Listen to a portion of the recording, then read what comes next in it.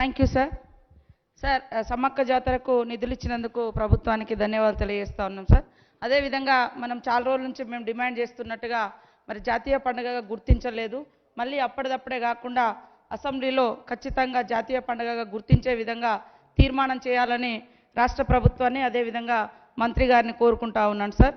అదేవిధంగా ములుగు సంబంధించి సార్ ఇంకా మినీ స్టేడియము శాంక్షన్ అయి ఉన్నప్పటికీ ఇంతవరకు వర్క్ అయితే స్టార్ట్ కావట్లేదు సార్. దాని మీద కనీసం పర్యవేక్షణ కూడా సరిగా అంటే ఎవరు కాంట్రాక్టర్ ఎవరు ఏంటిది కూడా అర్థం కానటువంటి పరిస్థితి ఉంది. అది కూడా మరి ఈ వీటి మీద ప్రత్యేక దృష్టి పెట్టి ఈ మినీ స్టేడియంస్ గురించి ఆలోచించాలని నేను కోరుతా ఉన్నా సార్. అదేవిధంగా హరిత హోటల్స్ చాలా వరకు ప్రైవేట్ వాళ్లకు ఎవరో గుజరాత్ వాళ్ళు వచ్చి తీసుకున్నారని తెలుస్తాం సార్. ఇష్టం వచ్చినట్టుగా రేట్లు ఇస్తూ ఉన్నారు. వచ్చేటువంటి టూరిస్టులు ఏదో సంతోషానికి వస్తే వాళ్ళ మీద భారం కూడా అవుతుంది. కాబట్టి వాటి మీద ఖచ్చితంగా ప్రభుత్వ అంటే కంట్రోలింగ్ కూడా ఉండాలి, పర్యవేక్షణ కూడా ఉండాలని కోరుతా ఉన్నా సార్. లక్నవరం దగ్గర ఈ మాది బుసాపురం అనేటువంటి విలేజ్ ఉంది సార్. చాలా ఓల్డ్ విలేజ్. అక్కడ అంటే మనం చూస్తే కాకతీయుల కాలంలో ట్రిపుల్ టీస్క్ వాళ్ళు పెట్టుకున్నటువంటి ఏమున్నదంటే టెంపుల్ ట్యాంక్స్ టౌన్స్. ఖచ్చితంగా ట్యాంక్ ఉన్నదంటే అక్కడ టెంపుల్ ఉంటుంది, టెంపుల్ ఉన్నదంటే టౌన్ అంటే విలేజ్ ఉంటుంది. అట్లా పురాతనమైనటువంటి అక్కడ టెంపుల్ కూడా ఉంది సార్ బుస్సాపురం విలేజ్లో. కనీసము సీసీ రోడ్లు లేవు. లక్నవరాన్ని ఆనుకొని అంటే ఆ ఊరు దాటిన తర్వాతనే మనం లక్నవరం వెళ్తాం. లక్నవరం సుందరంగా ఉంది కానీ ఊర్లో సరైనటువంటి వసతులు లేవు. కాబట్టి మా టూరిజం శాఖ మాత్యులు స్పెషల్గా వాటి మీద దృష్టి పెట్టాలని కోరుతా ఉన్నా సార్. అదేవిధంగా మల్లూరులో కూడా లక్ష్మీనరసింహస్వామి టెంపుల్ గుట్టల మీద ఉంటాయి సార్. చాలా పురాతనమైనటువంటి టెంపుల్. అక్కడ కూడా హరిత హోటల్ నిర్మాణం అయి ఉంది కానీ ఇంకా ఓపెనింగ్ కాలేదు. అదేవిధంగా మా మంత్రి గారు వస్తూ ఆ టెంపుల్కి కూడా నిధులు ఇవ్వాలని ఈ సందర్భంగా కోరుతా ఉన్నాను సార్. Thank you sir. ఇంకొక ఆ రోజు ఒక ఆమె చేసిన అవమానం అయితే అంతా ఇంత కాదు. తెలంగాణ ఇచ్చేదానికి ఇదేమైనా ఇన్స్టెంట్ కాఫీనా దోశనా?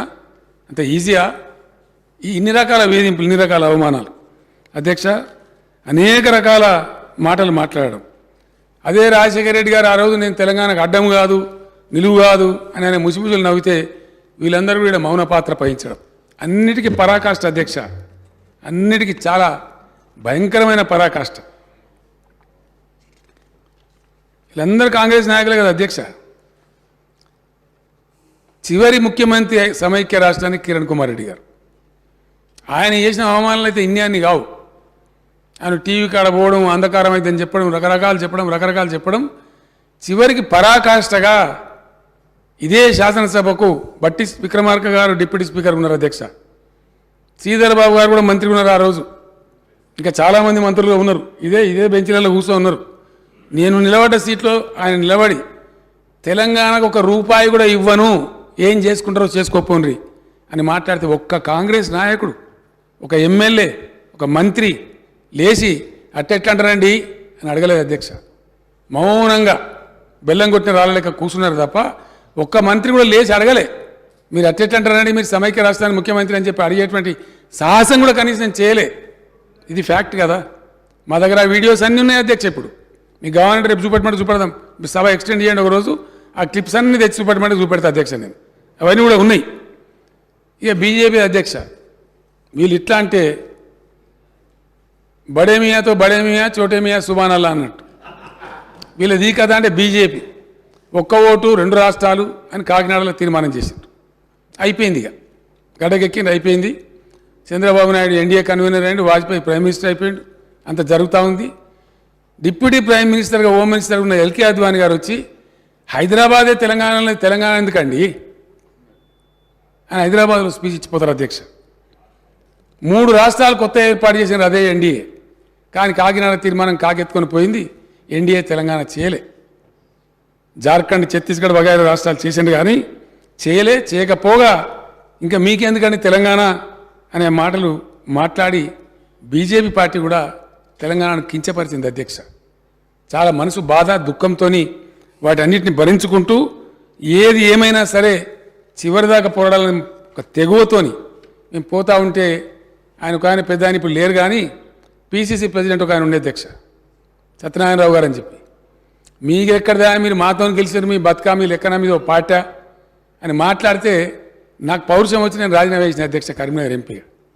అనేక ప్రయత్నాలు చేసినారు నన్ను రోగొట్టడానికి, వీళ్ళు చెయ్యని ప్రయత్నం లేదు.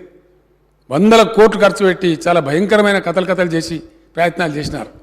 కానీ ప్రజలు, కరీంనగర్ జిల్లా ప్రజలు వీళ్ళ చెంప మీద చిల్లన కొట్టినట్టుగా నన్ను 2.5 లక్షల మేరతో గెలిపించి ఎస్ మా తెలంగాణ మాకు కావాలి అనే మాట వాళ్ళు చెప్పారు అధ్యక్ష. ఎన్ని రకాల అధ్యక్ష గోల్మాలు, ఎన్ని రకాల కింగిరాలు కొట్టడం. అసలు తెలంగాణ అంశం అంటేనే ఒక అలవోకగా అదొక ఇట్లా తీసి పాడేస్తే ఎన్నడూ ఎవరు కూడా స్పందించారు అధ్యక్ష, మాట్లాడరు, పౌరుషం లేదు. ఇదే సభలో నేను అక్కడ ఒక ఒంటరిగా ఎమ్మెల్యే ఉంటే, ఆ రోజు టీఆర్ఎస్ ఎమ్మెల్యేగా గెలిచి వచ్చి ఉద్యోగాల మీద మాట్లాడుతుంటే మళ్ళీ గోల్మాలు చేయాలిగా. మళ్ళీ పిల్లలందరూ లేస్తున్నారు, అడుగుతున్నారు కేసీఆర్ ఎక్కడ పోయినా వేల కొద్ది మంది వస్తున్నారని చెప్పి గిరిగిలాన్ కమిటీ అని నోటీస్ చంద్రబాబు నాయుడు గారు. నిన్న మళ్ళీ కమిటీ మీద కమిటీ, మళ్ళీ గిరిగిలాన్ కమిటీ ఏందా బాబు? గిరిగిలాన్ కమిటీ ఎందుకే? కూతవేడు దూరంలో ఉంది సెక్రటేరియట్. 5 గంటలకు పోదాం, మన ఇద్దరం గేట్ కాడ అటో నిలబడదాము, ఒక ఆనపకాయ చేతులు పడుకుందాం చెరొకటి, వెళ్ళిన నెల ఇది ఏంద్రా అని అడుగుదాము. ఆనపకాయ అనోడు తెలంగాణోడు, సొరకాయ అనోడు ఆంధ్ర, ఇంకేమున్నదా? దీనికో పెద్ద కమిటీయా? ఇంత దూరం కూడా మాట్లాడాల్సిన అవసరం ఏర్పడదు అధ్యక్ష. ఇది సత్యం. నేను ఇదే సభలో మాట్లాడిన అధ్యక్ష, అక్కడ కూర్చొని నిరంజన్ రెడ్డి గారు కూర్చున్న ప్లేస్లో కూర్చొని ఇదే సభలో ఈ మాట చెప్పాల్సిన పరిస్థితి. అంటే ప్రతి సందర్భంలో ఏదో రకంగా తెలంగాణ ప్రజలను అమాయకులను చేసి వంచి గోల్మాల్ చేయడం వల్ల 58 సంవత్సరాలను సుమారు 6 దశాబ్దాలు తెలంగాణ సర్వస్వం కోల్పోయింది అధ్యక్ష. ఎంత భయంకరమైన పరిస్థితులు అధ్యక్ష. ఆకలి చావులు, ఆత్మహత్యలు, వలసలు, కరెంటు కోతలు, అనేకమైనటువంటి బాధలకు 20-30 ఎకరాల భూమి ఉన్న రైతులు కూడా నల్గొండ జిల్లా, మెదక్ జిల్లా నారాయణఖేడ్ ప్రాంతం నుంచి, మహబూబ్ నగర్ నుంచి హైదరాబాద్లో వచ్చి ఆటో రిక్షాలు నడిపిన పరిస్థితి అధ్యక్ష. ఇంత దయనీయమైన పరిస్థితి, మనందరం దానికి సాక్ష్యమే. నేను పునశ్చరణ చేయాలని చెప్పి చేస్తూ ఉన్నా. ఇవాళ కథ ఏంది, ఇవాళ పరిస్థితి ఏంది అనేది ఈ రకంగా కూడా అనేక రకాల కార్యక్రమాలు జరిగినాయి అధ్యక్ష. ఇదంతా జరుగుతుంటే రోసయ్య గారు ఆయన 14F తీసుకొని వచ్చినారు. ఒక పక్కన ఉద్యమం జరుగుతుంటే 14F తీసుకొని వచ్చినారు. మళ్ళీ అప్పుడు సిద్దిపేటలో ఉద్యోగ గర్జన పెట్టి 3-4 లక్షల మందిని సమీకరించి ఆ సభ నుంచి నేను డిక్లేర్ చేసిన అధ్యక్ష, ఇట్లా తెలంగాణ వస్తట్లేదు, మంచి వచ్చాడనో తెలుసుకుందామని. కేసీఆర్ శవయాత్రనో లేదా తెలంగాణ జైత్రయాత్రనో ఏదో ఒకటి జరగాలి మంచిదని చెప్పి నేను అప్పుడు నిరాహార దీక్షకు ఉపక్రమించిన అధ్యక్ష. నిరాహార దీక్షకు ఉపక్రమిస్తే దాని మీద నానా టీకా టిప్పని చేసి నన్ను అరెస్ట్ చేసి ఖమ్మం జైల్లో పడేసి ఆ నుంచి నిమ్స్కి తెచ్చి ఇక్కడ పెట్టి చివరికి వీడు దసరా ఏమిరా అప్రతిష్ట పాలవుతామని చెప్పి లోక్సభ అంతా అట్టుడుపుతా ఉంది అధ్యక్ష. ఆయన లేరు, చనిపోయినారు దివంగత ములాయం సింగ్ యాదవ్ గారు. ఆయన తెలంగాణ రాష్ట్ర ఏర్పాటుకు అనుకూలంగా లేకుండే, కానీ తెలంగాణ బనే ఓ రావు సాబ్ నైమరణ చాయి అని చెప్పి ఆయన కూడా లేచి అక్కడ మాట్లాడితే 38 పార్టీలు గోల చేస్తే ఆ దాడి తట్టుకోలేక చిదంబరం గారిని పంపించి అప్పుడు స్టేట్మెంట్ ఇచ్చారు అధ్యక్ష. వెంటనే తెలంగాణ ఏర్పడే ప్రక్రియ మొదలు పెడుతున్నాం అని చెప్పడం, మళ్ళా ఆంధ్ర లాబీలు ఒత్తిడి చేయగానే మళ్ళీ డామ్ అని ఆయన వెనక తీసుకున్నారు అధ్యక్ష. ప్రకటన చేసింది కాంగ్రెస్, మళ్ళీ దాన్ని వెనకకి తీసుకున్నది కాంగ్రెస్.